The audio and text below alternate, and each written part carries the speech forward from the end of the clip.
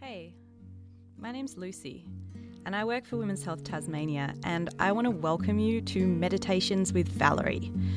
Valerie is one of the meditation teachers at Women's Health Tasmania, and this is an online resource that Valerie has designed that guides you through meditation and everyday mindfulness practices.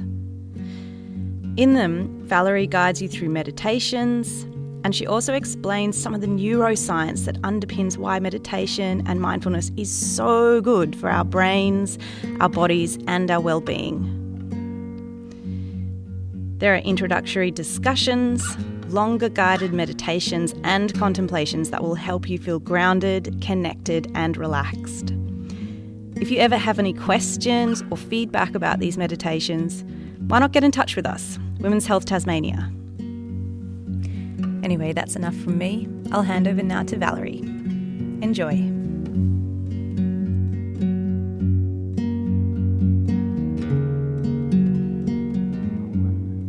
Thank you. Okay, welcome to an introductory talk and experience of meditation. If you're listening to this on the recording, then there's a half dozen or so women in the room with me today who are also here to have some experience and explanation of meditation. So the plan is to run you all through a short form meditation of what I usually do, and then to have a little bit of a discussion about what happens when we meditate and how and why it's beneficial. Firstly, I should say a couple of things about myself. I have been a practicing Buddhist for some 25 years now, and I spent 4 or 5 years of that as a nun ordained in the Tibetan tradition. So that's where one half of my experience comes from. More recently, I've become interested in the neuroscience of meditation and self-care. And how I've gained my knowledge in that field is to be listening to people who are an awful lot smarter than I am, professors, academics, researchers on meditation, self-care, neuroscience, where those things intersect. So I'm able to kind of listen to what they're saying, take it all, distill it, pick out the bits that are particularly useful for me as well, and as well offer it to you. I've been offering meditation out of Women's Health now for some nearly 4 years, I think. So that's enough of the preliminaries. And again, what we're going to do in the first instance is just run you through a short form meditation containing all the points that I normally include in longer forms. So if you'd just like to begin now by taking a moment to close your eyes, settle in, become aware of all the points of contact where the body meets whatever surface you happen to be on. Just notice. Become aware of your body and your breath, the interplay of the breath in and out of the body.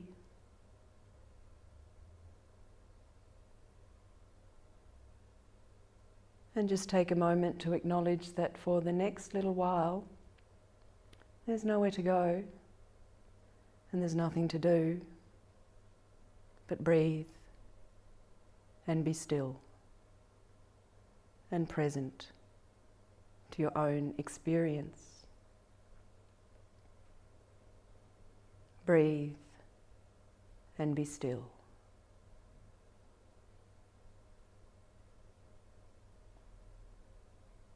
The next few exhalations, slow down those exhalations.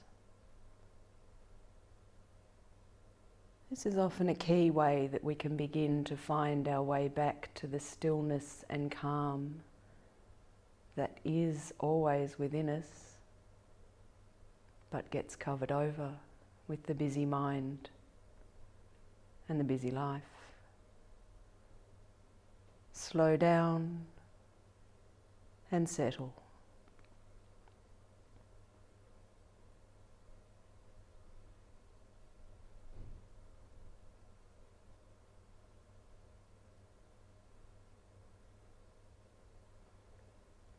Now start by holding in your mind an intention.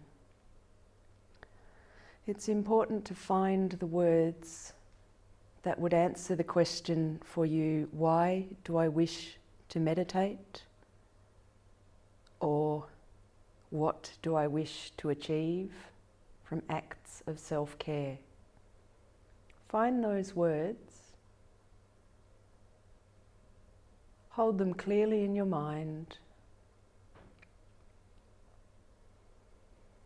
Open your heart. Let them in. And allow them to float away as you come back to the breath.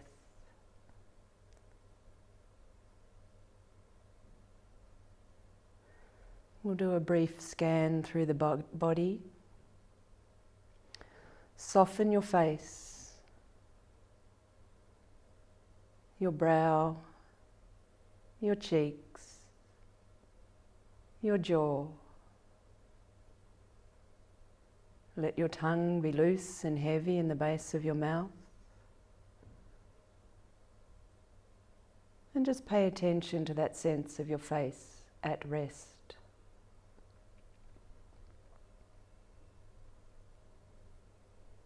Soften into the body with the neck and shoulders, allowing your shoulders to settle a little further away. Restful qualities flow down your arms, down the arms. Softening now all the way into your hands. Palms, soft, open. Fingers, loose and uncurled, at rest.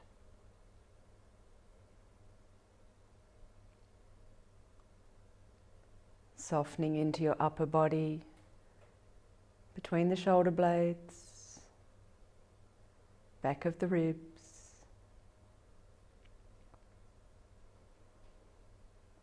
into the front of the chest, and lower rib cage. And just notice again the qualities of the breath in the body. Just notice. Notice a gentle expanding as you breathe in, a softening and dissolving as you breathe out. Just notice.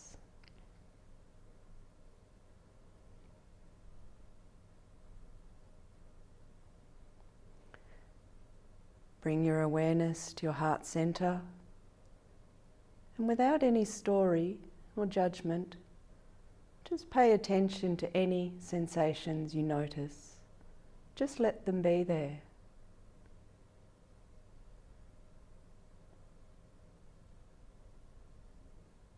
And keep inviting softness in.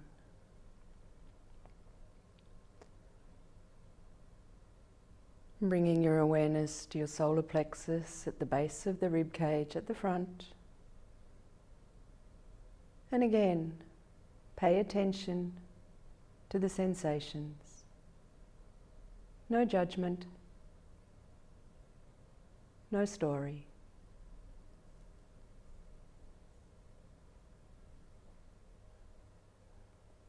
And keep softening. Softening now all the way down into your lower back,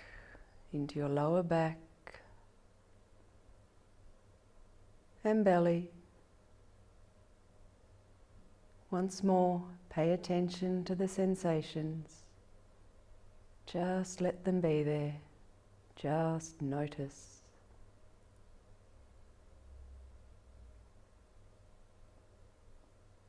Keep softening. All the way down now into your pelvis and seat. Let your legs rest. Let them be soft.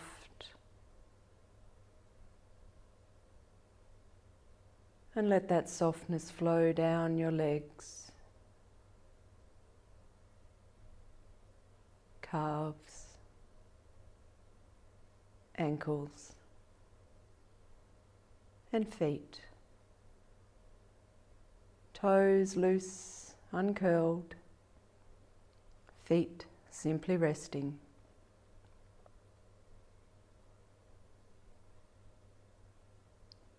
And bring your awareness to your entire body. Your entire body. This is a time for you to replenish mentally, physically, and emotionally. And may it be so.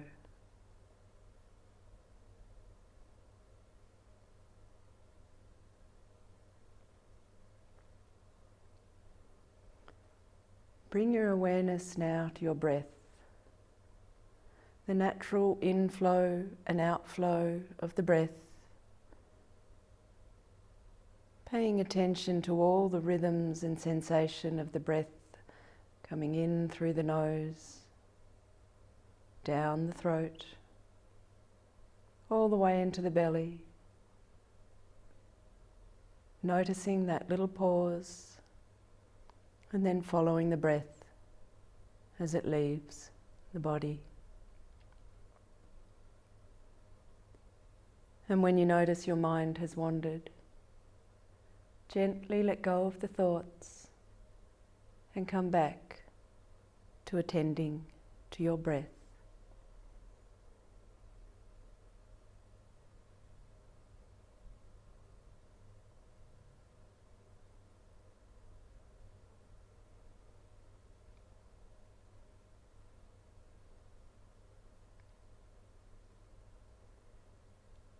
Breathing in and breathing out. That's all. Let the mind rest.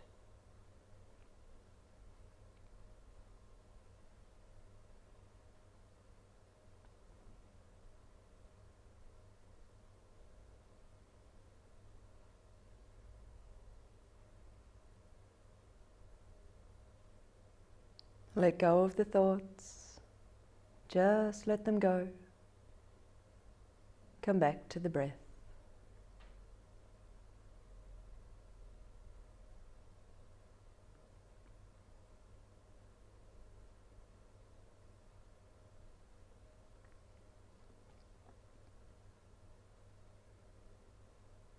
Breathing in and breathing out. That's all. That's all.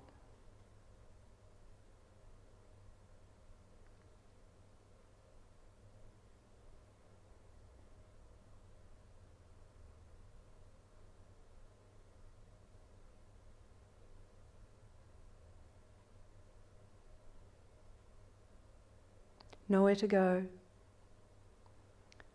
Nothing to do. Let the mind rest.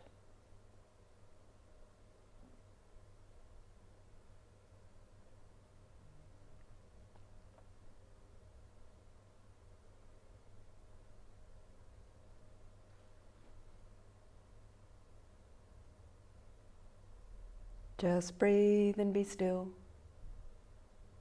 Breathe and be still.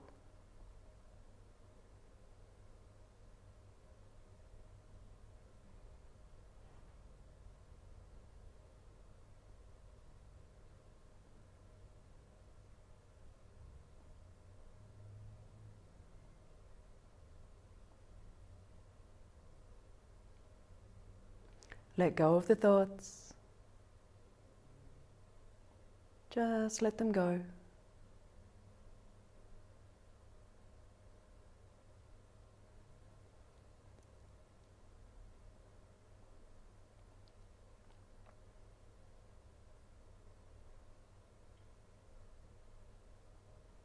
Welcome each breath and stay with each breath. That's all.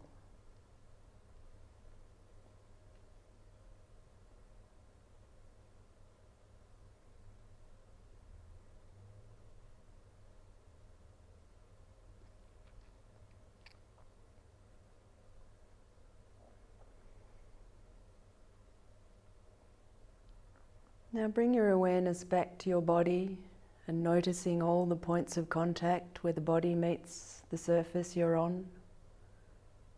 Just notice.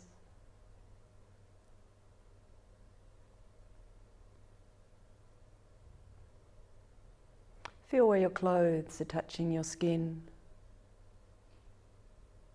Just notice.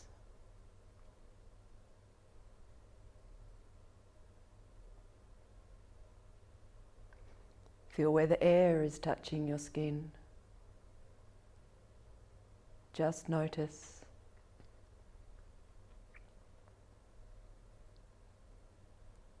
And pay attention to the sense of your feet in your shoes. Just notice.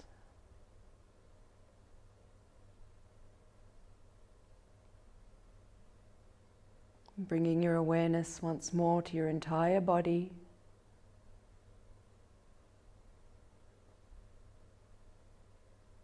And paying attention to the inner rhythms and sensation.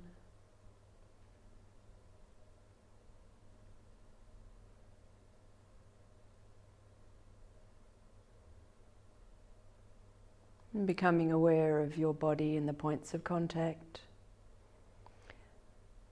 Take a couple of slightly deeper breaths as you begin to move the body. And when you're ready, opening your eyes, coming back into the room.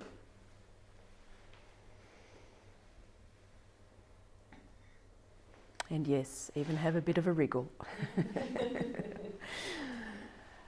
Okay, so a little bit about what has happened there. For the people in the room, I have given you a handout with a few points on it. The first of which is to say that there are many, many physical benefits to meditating. There's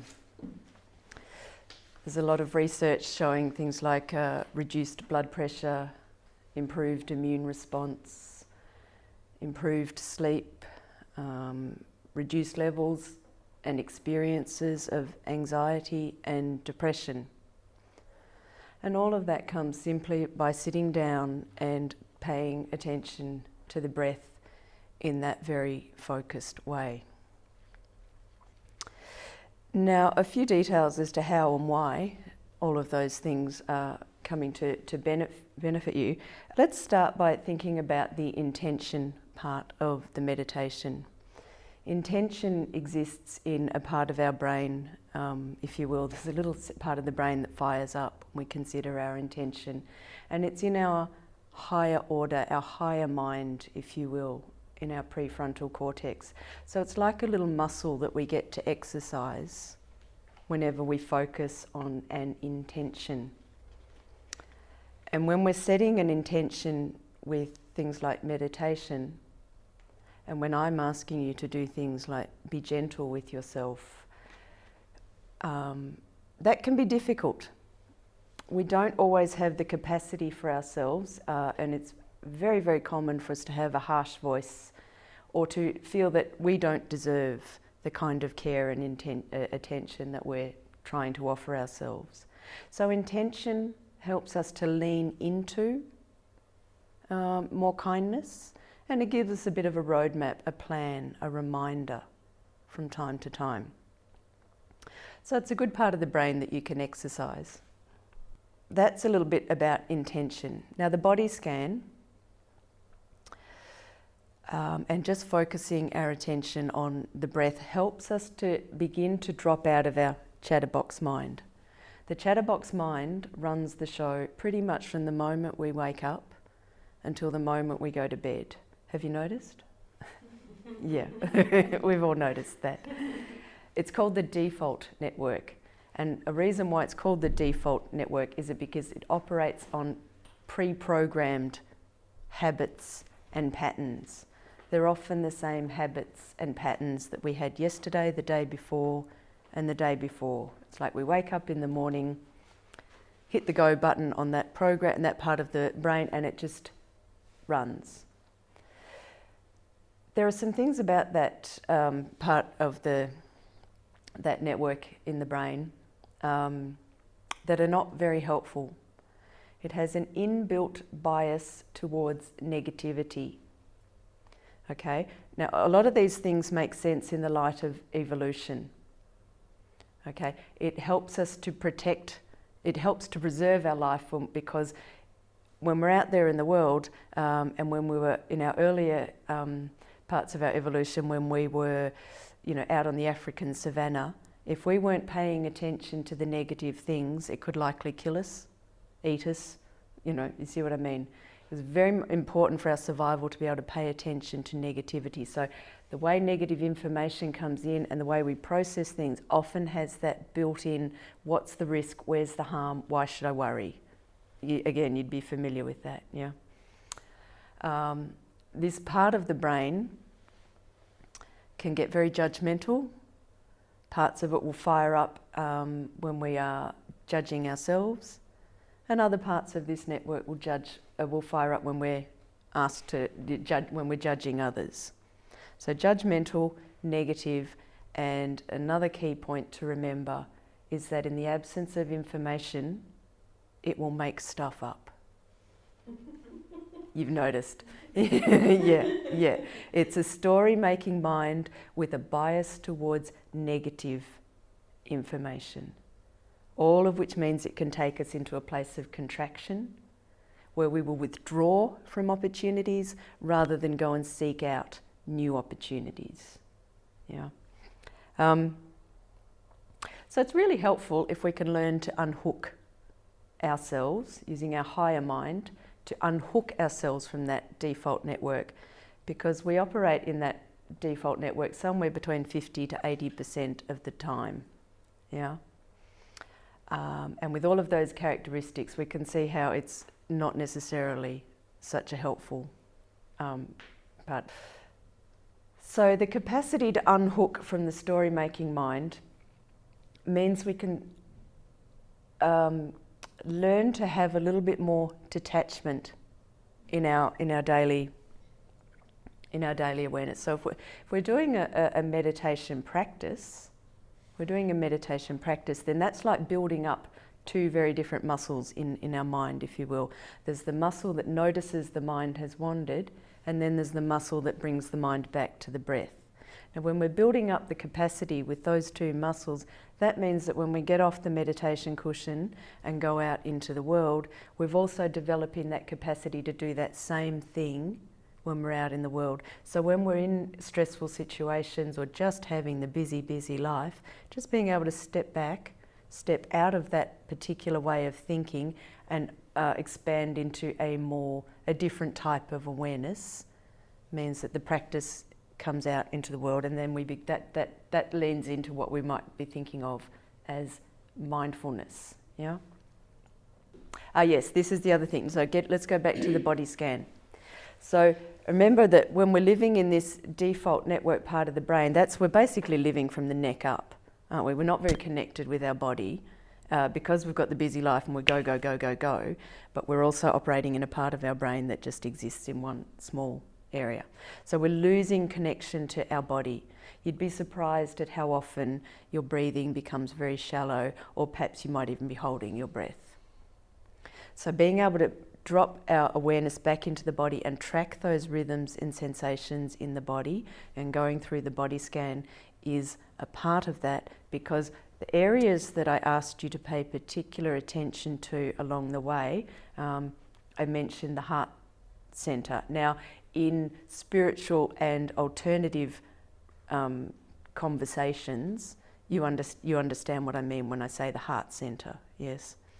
But what it means in a physiological sense, that's the vagus nerve in the body. Now, the vagus nerve is a very important way of sending messages up to the brain because when we have nice, warm, fuzzy feelings in our heart center,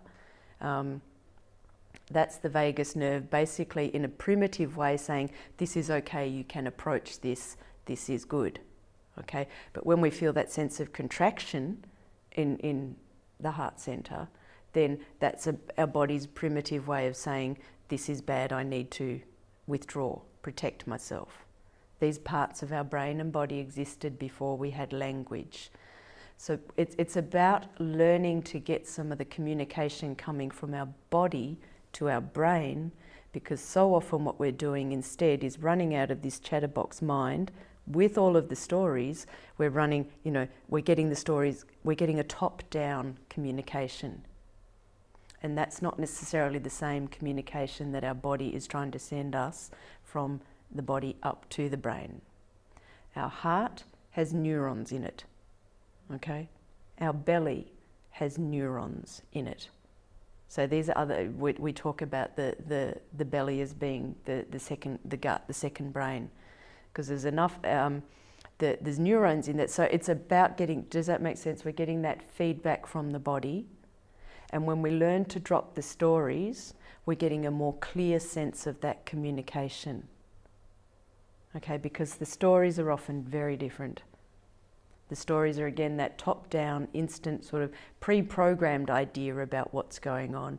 So it's just being able to pay bare attention without the story is a really key way to start to loosen some of those tensions in the body, as well as giving our whole self a chance to be heard, not just everything coming out of this rather limited story-making mind with its negativity and its sense of it knows best. When you are, from that neuroscience point of view, remember I was talking about the brain, the prefront, when you are in that place, that flow, that zone, you have dropped right out of that default network and you are operating out of what I would roughly call is your well-being centre in your brain, which is the prefrontal cortex, particularly the left-hand side. That's the part of the brain where creativity, spirituality, seeking opportunities, curiosity, wonder, awe, all of those, gratitude, all of those things exist in that part of the brain. So anything that you do in your own practice that can take you into that place, you are giving yourself, you're giving yourself good creative experiences, as you would well know, but you're also you're feeding your welfare systems in the brain, if you will. Meditation and mindfulness, in their simplest terms, mindfulness simply means paying attention, present moment awareness. Okay, so you can do that whilst you're doing art. For me, one of my happy times is when I'm on my rowing machine in the morning. I'm very much, it's a very embodied practice, but I'm also keeping count as well, and I'm checking on my technique, my form. So that's a meditation because I'm paying attention. Now, I remember one of my spiritual teachers from years ago did say to me that, well, mindfulness, so in the Eastern traditions, that in and of itself is neither good nor bad. It's simply attention. And she would often say thieves need mindfulness. So mindfulness isn't actually, it's neutral. But when we add it with intention, and as Buddhism and those teachings came to the West, it started to be included with some of the Western psychotherapeutic principles, which included, can we bring a gentle touch, a willingness to kindness to the experience. So it's mindfulness including with intention is where the self-care component really starts to take off. One final point I make before anyone else wants to say anything is that if we have difficulty, if we find our own internalised voice is critical and harsh, that's okay. It's not just you. It's part of this network in the system, and it's part of our socialisation oftentimes too. We've taken this voice in from outside, and we're hardwired to be critical in this part of the brain. So if you have difficulty, then start with the willingness, start with the intention and the wish, and as I often say, just lean into it, because even leaning into it, I wish I could be kinder to myself, is an act of care and compassion for yourself. Yeah. Start where you're at and just see how you go. Yeah.